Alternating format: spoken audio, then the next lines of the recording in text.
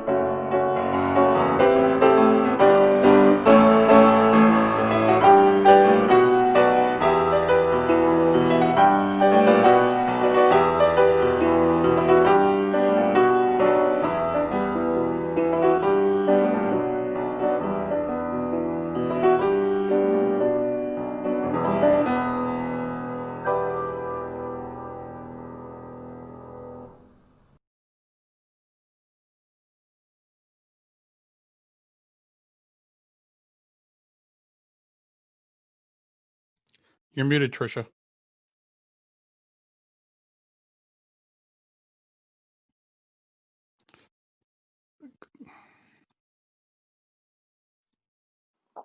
Thank you, David. Welcome to virtual worship at Paint Branch Unitarian Universalist Church.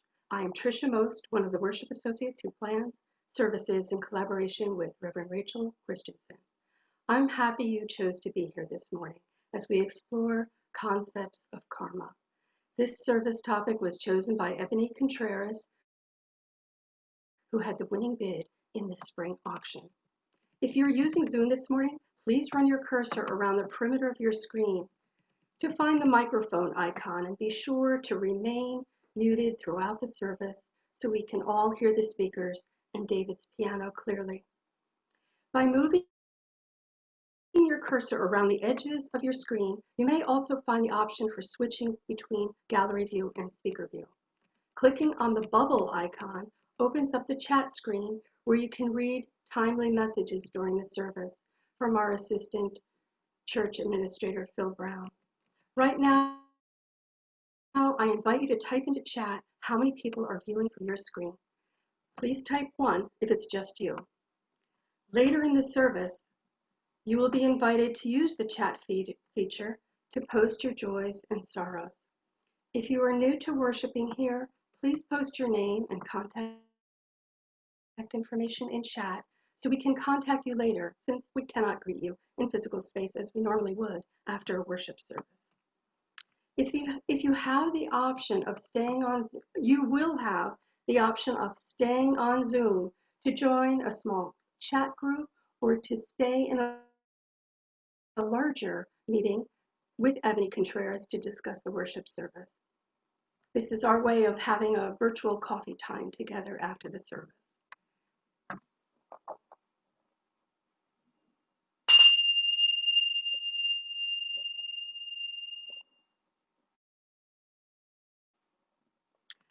And announcement. As co-chairs of the autumn auction, Kathy Yu and I encourage you to develop fun virtual hosting ideas for the online auction, which will be open soon. Maybe you can offer online classes for exercising, cooking, baking, or crafting. Maybe you would like to plan a virtual watch party or a trivia night. We hope you will come up with some good ideas, and you may be inspired by some ideas listed in the continuum that Carol Carter Walker helped us to create.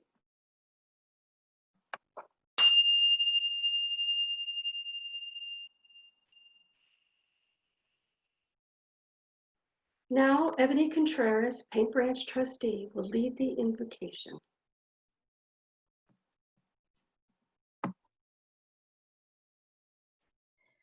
Beloved Paint Branch, good morning.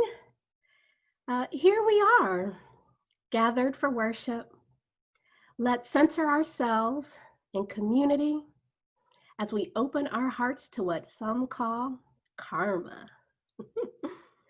Not all of us may believe in karma, but karma believes in you. Some hear karma say, we will reap what we sow 3 times over, for better or for worse. Why isn't karma just tit for tat? Why do some consider it to be threefold? Because the spirit of life can take one small acorn and turn it into a tree. The spirit of life can take one small seed and create a garden. The spirit of life is the great multiplier, wonder of wonders. So it makes sense that we will reap what we sow threefold, if not more. Karma is a part of the ultimate mystery, the spirit of life. Karma, the great mystery. We never know when karma will manifest. It's a mystery. Sometimes karma is immediate. Other times it's not until death that karma reveals itself, ensuring justice is served in this life or the next, even if we don't see it with our own eyes. May we consider that karma is part of the spirit of life.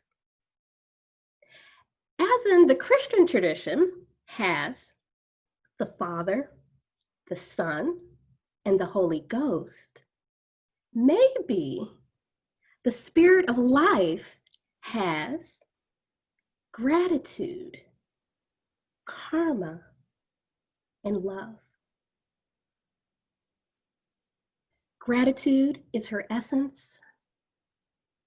Karma are her hands. Love is her voice. May we be spiritually fed and nourished as we journey together this morning in search of meaning and truth in what some call karma.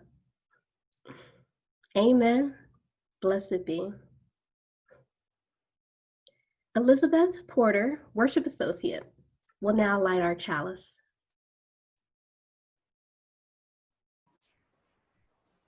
Good morning, Paint Branch. I have my chalice here with me this morning, and if you have yours handy and nearby and would like to light yours along with me, please feel free. Please join me in saying our unison chalice lighting.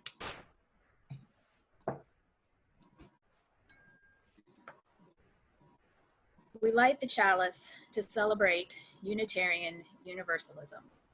This is the church of the open mind, the helping hands, the loving heart, and the radiant spirit.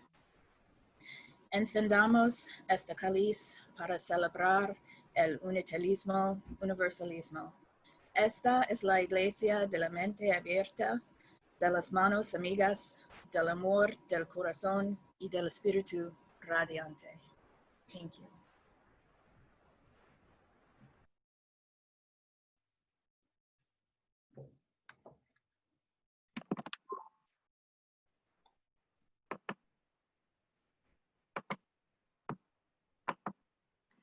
Let us join our hearts and minds in a time of prayer and meditation.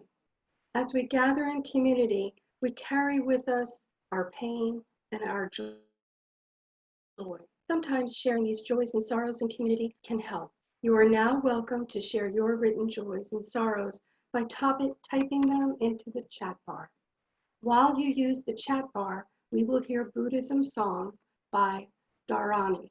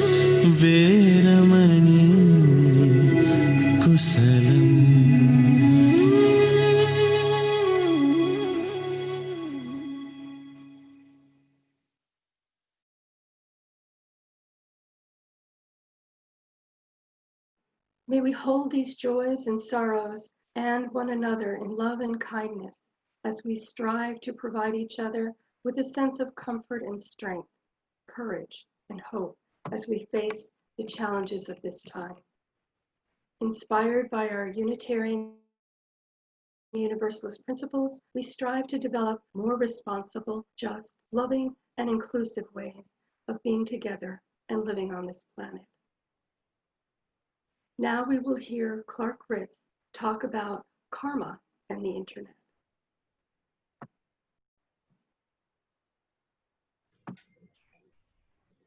All right, good morning.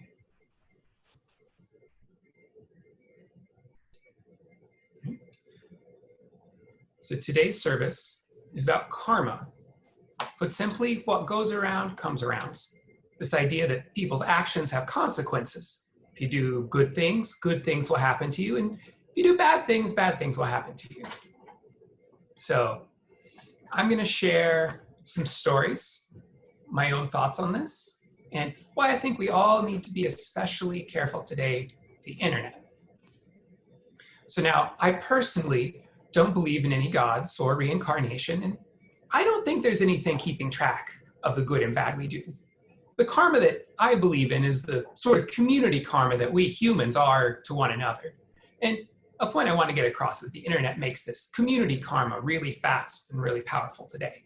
So I'll give 2 examples.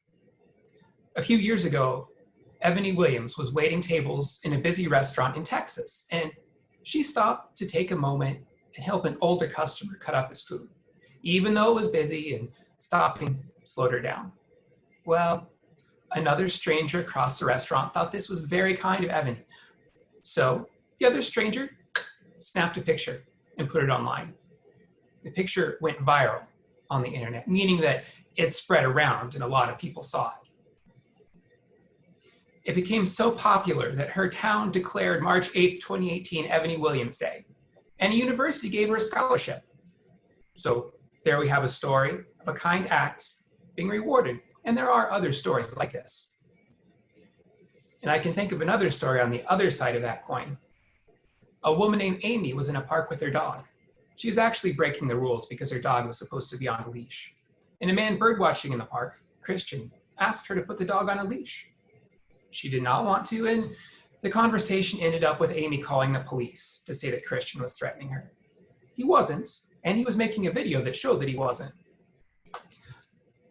Christian is a black person, and Amy is a white person, and that made the whole situation more dangerous for Christian. I'm afraid that when police are called in this country, it's more likely to go badly for a black person than for a white person. And Amy made sure to tell the police that Christian was black. So this video of Amy calling the police also went viral. If it hadn't been put on the internet, we probably would never have known about this. But again, probably because a lot of people knew about it, there were consequences for Amy. Amy's company fired her from her job after seeing how she behaved. She's also in trouble with the police now for giving a false report, and she'll have to go to court. Strangers on the internet have also threatened her. So here we have a story of an unkind act being punished, and again, this isn't the only story like this. In these 2 opposite stories, there were consequences for these people because their stories went online. An administrator at the university that gave Ebony the scholarship said, "We wanted to reward Ebony's act of kindness and let her know that good deeds do not go unnoticed." But really, a lot of kind deeds do go unnoticed. Have you ever done something nice and no one noticed? Probably. You still do nice things anyway. And have you ever done something mean and gotten away with it? Did you still feel bad about it, even though you didn't get caught doing it? So how much reward is enough for Ebony? The scholarship she got isn't going to be enough to pay for all of college, and how much punishment is enough for Amy? Random strangers were threatening her, even though she's already in trouble and charged with a crime. Did these people get what they deserved?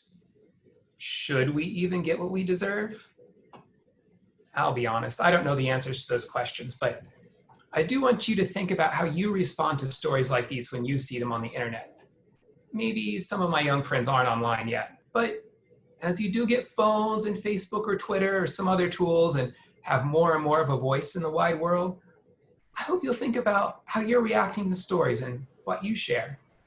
Sometimes it does make a difference in real people's lives. I think you are part of what I would call karma. So thanks for listening and thinking with me this morning.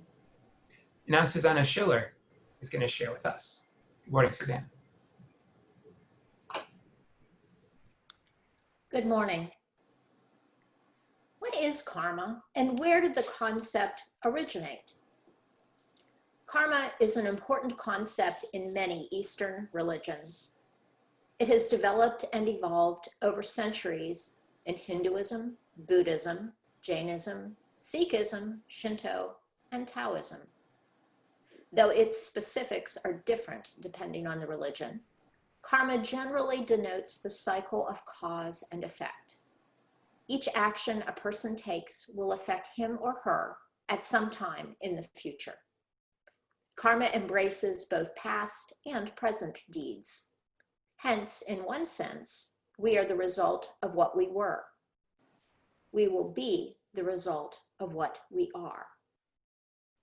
Karma isn't about retribution, vengeance, punishment, or reward, but a reaping of the harvest we ourselves have planted. Through our thoughts and behaviors, we sow seeds that are later harvested.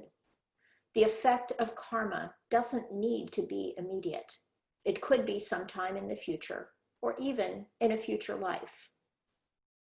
Karma is concerned not only with the relationship between actions and consequences, but also with the moral reasons or intentions behind the actions. Morally good acts will have positive consequences, whereas bad acts will produce negative results. So if someone commits a good deed for the wrong reasons, for example, making a charitable donation to impress a potential love interest, the action could still be immoral and produce bad karma. The karma concept thus encourages each person to seek and live a moral life, as well as avoid an immoral life. One way of viewing karma is as an aggregate of all our actions, thoughts, words, dreams, and desires into a user-controlled version of fate. Karma can be an empowering concept because you are in the driver's seat, and the formula is an easy one. Good deeds and merits bring auspicious consequences. Negative deeds result in negative outcomes in the end. The result is rarely immediate, but it is certain. Also, if someone has accumulated negative karma, they can still overcome it. Karma is also closely tied to rebirth in some schools of thought. Rebirth is the concept that all life forms go through a cycle of reincarnation, that is, a series of births and rebirths. The rebirths and consequent life may be in different realm, condition, or form, depending on the quality and quantity of karma. In schools of thought that believe in rebirth, every living being's soul transmigrates or recycles after death, carrying the seeds of karmic impulses from life just completed into another life and lifetime of karmas. This cycle continues indefinitely, except for those who consciously break this cycle and reach the realm of gods, those who don't continue in the cycle. Needless to say, there's a lot of debate about rebirth. Because the effects of an action can be visited upon a person in a future life, the good or bad fortune someone experiences may be the result of actions performed in past lives. This is one way to explain why some people are born into poverty and others are born with plenty. And it also leads to a debate about karma and free will. Can someone blame their bad actions on karma? Should someone accept unjust suffering because it is the result of bad karma from past lives? And why bother with moral education if suffering is simply a consequence of past lives? Not surprisingly, beliefs differ across religions and schools of thought. Many schools of Hinduism, Buddhism, and Jainism emphasize current life over karma residue from past lives and believe that although past karma is a factor, people can change their karma gradually through actions in this life. The Buddhists have 12 laws of karma that further expand the concept. Some of these may sound like bumper stickers. In fact, some of them probably are bumper stickers. But they are also good rules to live by, things that lead to life of positive thinking and actions. Here they are. The law of cause and effect. To receive happiness, peace, love, and friendship, one must be happy, peaceful, loving, and a true friend. The law of creation. Life requires our participation to happen. It doesn't happen by itself. The law of humility. One must accept something in order to change it. You can't change it if you're in denial. The law of growth. It is we who must change, and not the people, places, or things around us. We can only control ourselves. The law of responsibility. If there's something wrong in one's life, there is something wrong in the person. They must take responsibility for it. The law of connection. Someone must do the initial work to get a job done. The law of focus. One cannot think of two things at the same time. For example, spiritual values and greed or anger. The law of giving and hospitality. One must put what they claim to have learned into practice. The law of here and now. Old thoughts, patterns of behavior, and dreams prevent us from having new ones. The law of change. History repeats itself until we learn lessons needed for change. The law of patience and reward. All rewards require initial toil. The law of significance and inspiration. The true value of something is a direct result of the energy and intent that is put into it. Many of these are things that resonate with Unitarian Universalists, and Polly will talk more about that in a few minutes. And now we will have a musical interlude, Mantra for Buddhist by Dharani.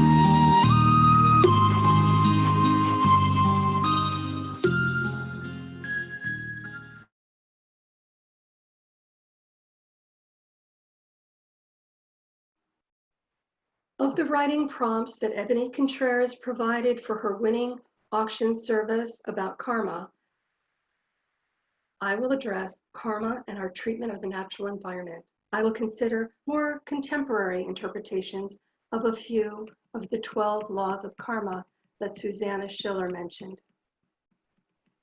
I think of the first karmic law of cause and effect in terms of the natural consequences that result from human behaviors.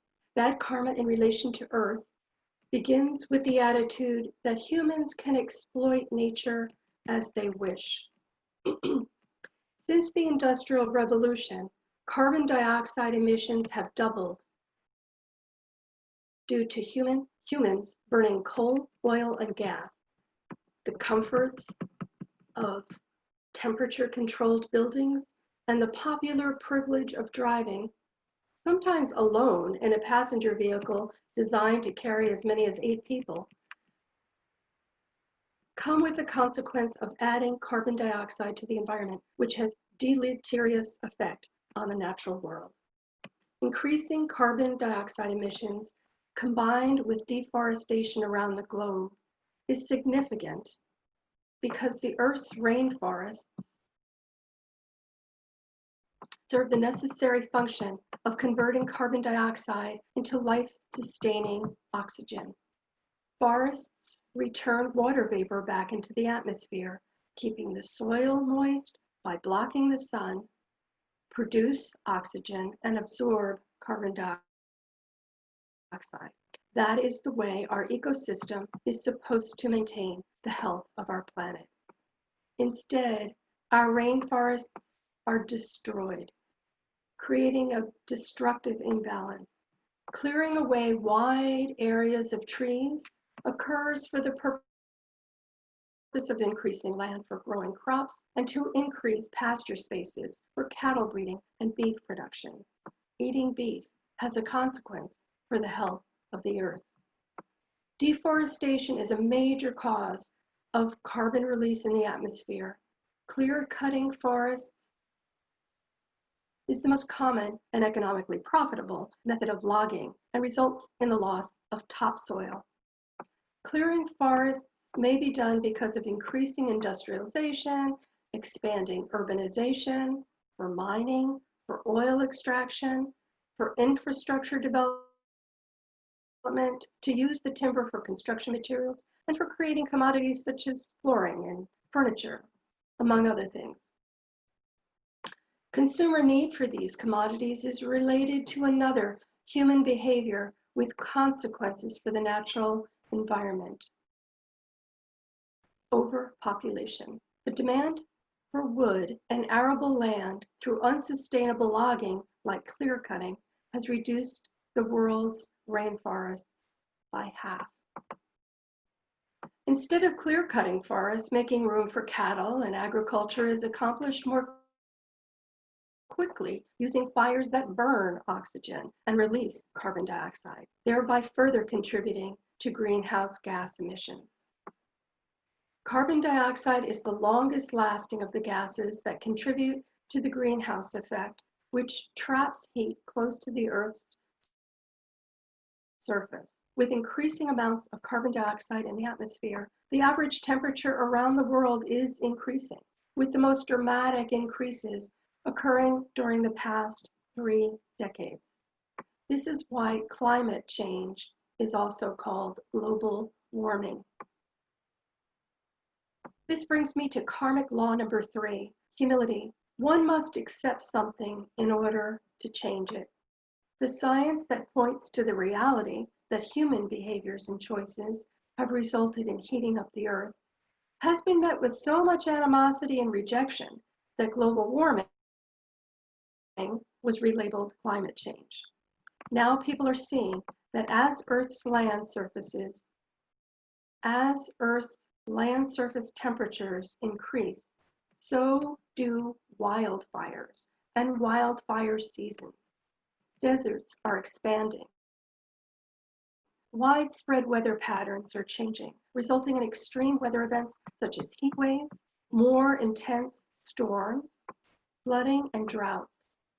More people are accepting that climate change is real. The consequences of our climate crisis include damage to infrastructure and agriculture. Humility is required to recognize and accept the reality that human behavioral choices, our choices, have resulted in ever-expanding consequences for our Earth and all inhabitants.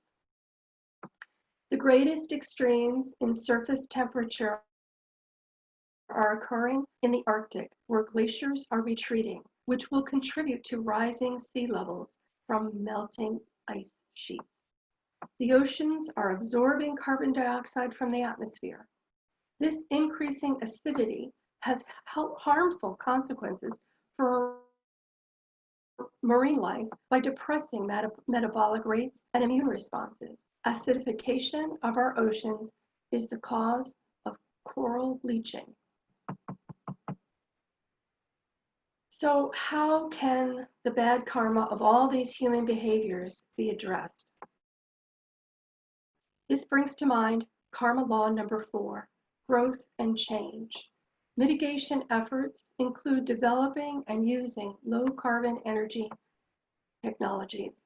We can choose renewable energy and advocate for research funds to be redirected from fossil fuels to renewable energy and conservation. We can choose sustainable and regenerative agriculture and local sources for our foods. Taking responsibility for our choices relates to karmic law number 5. During this pandemic, many are staying at home more, driving less, and consuming less. For those who can, working from home is a great way to reduce energy consumption. On talk radio, WAMU, I am hearing discussions about the option of working from home becoming permanent because companies have discovered ways to make working from home doable. When working from home is possible, there are cost savings for businesses, and people don't want to return to a life of long daily commutes and traffic. We are actually learning to live differently as we quarantine. Rather than driving to gyms, we are integrating exercise routines into our lives at home. We can continue these new habits in the future, and we can advocate for more bike and pedestrian paths in our communities. Finally, this brings me to karmic law number 12. Significance and inspiration. The value of our efforts increases as a result of the energy and intention we put into it. Now we will hear Polly Pettit talk about karma and UUism.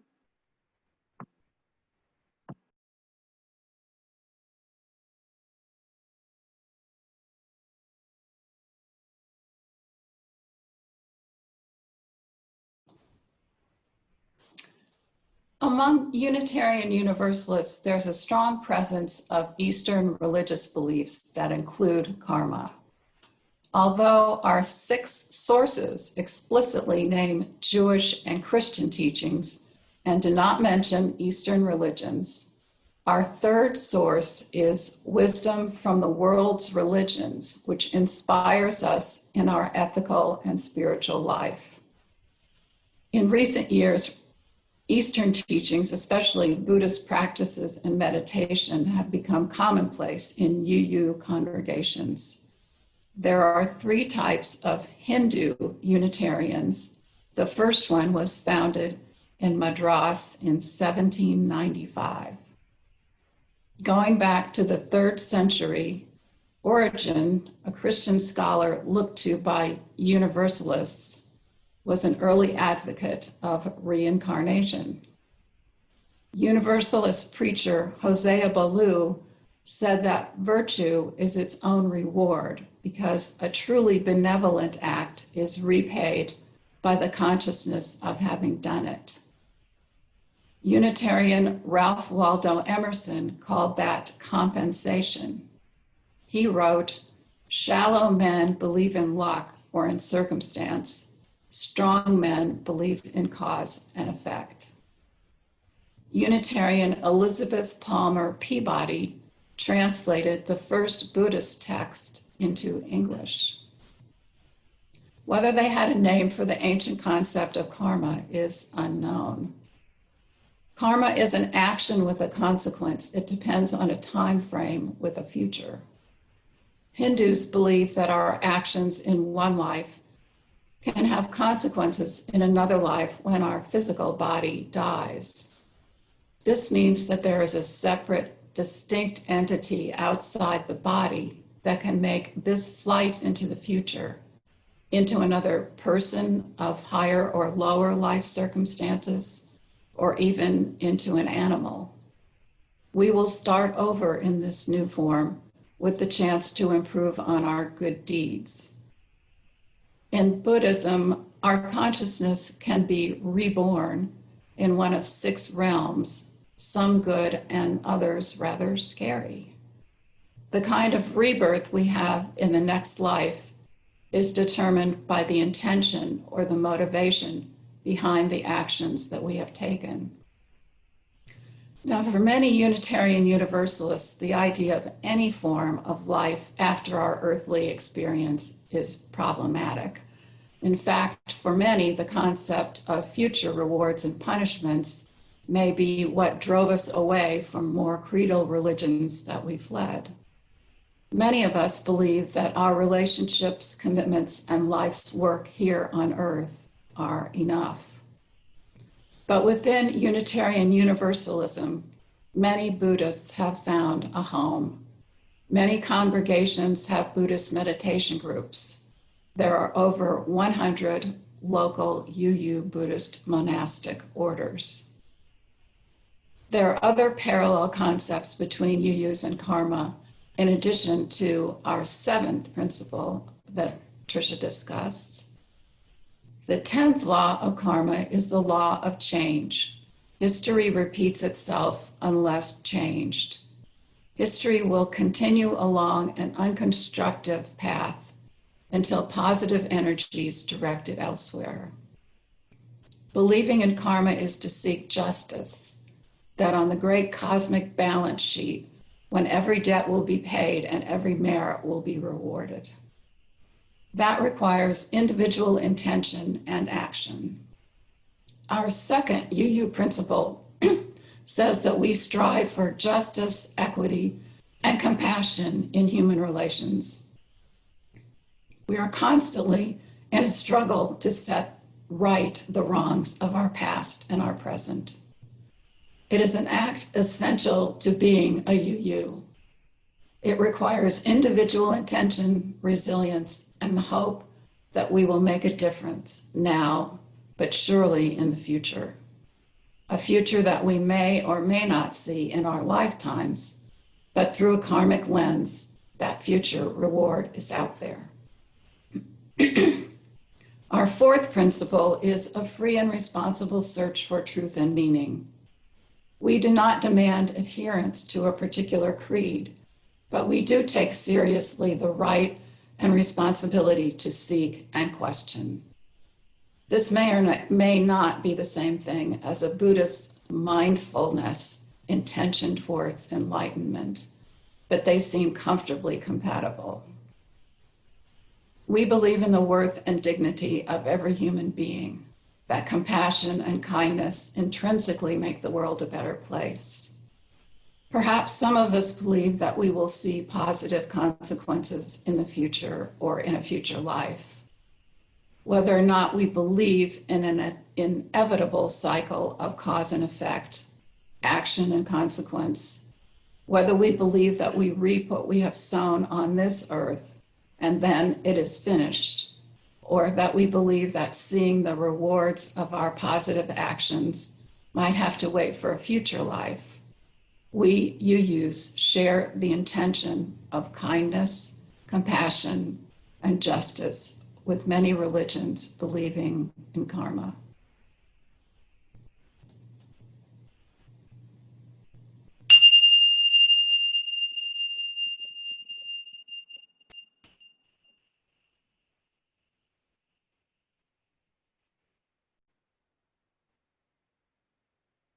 This Sunday's offering can be received as indicated in the chat bar. You can make online donations through Breedings or by text, and you can still mail donations to the church office. Our church depends upon the financial support of our members and friends. Please give as generously as you are able. Our music director, David Chapman, will now play The Oneness of Everything by Jim Scott.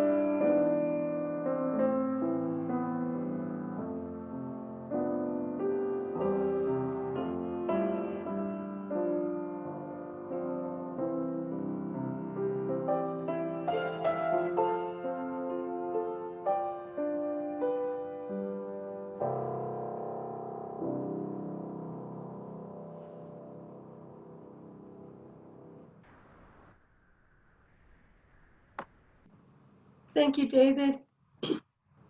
I offer these closing words written by V. Emil Gudmundsson. And now may we have faith in life to do wise planting, that the generations to come may reap even more abundantly than we. May we be bold in bringing to fruition the golden dreams of human kinship and justice. This we ask, that the fields of promise become fields of reality.